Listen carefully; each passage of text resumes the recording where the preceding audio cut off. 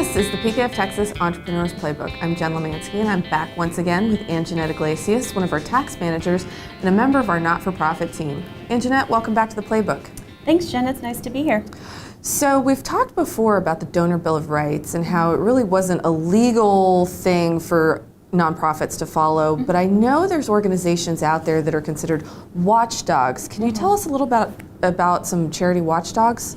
Yes, so charity watchdog organizations are out there, and they're basically on the internet and such, and they're out there to provide donors information. A lot of nonprofit organizations have tax filings and financial information that's already made available to the public, and these watchdog organizations basically make that information available in one spot for donors to look at.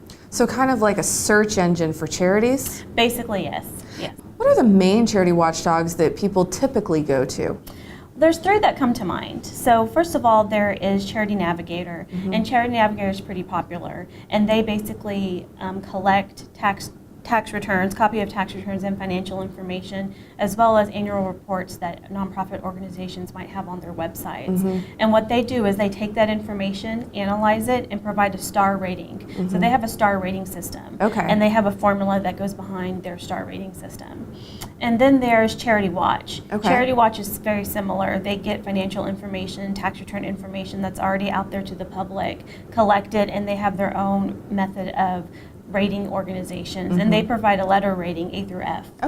And then there's GuideStar. GuideStar doesn't necessarily analyze a nonprofit organization's performance. What they do is they're just a repository for information. The tax returns, financial reports, annual reports, things like that. But what they do have is a seal of transparency rating that they provide each organization based on how much information the organization itself voluntarily provides to GuideStar.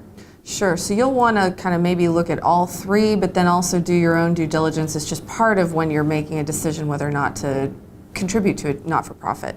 That's correct. The important thing for nonprofit organizations to know is that these watchdog organizations are out there, and so it's important for the nonprofits to understand what they're looking at, what their rating methodology is, and what the donors are seeing from that aspect of it. That way, when they field questions from potential donors, potential supporters, they're aware of what's out there and they can respond appropriately. Well, that's good to know. Perfect. We'll get you back to talk a little bit more. Sounds good. To learn more about how PKF Texas can help your not-for-profit organization, visit pkftexas.com/not-for-profit. This has been another Thought Leader production brought to you by PKF Texas, the Entrepreneurs Playbook.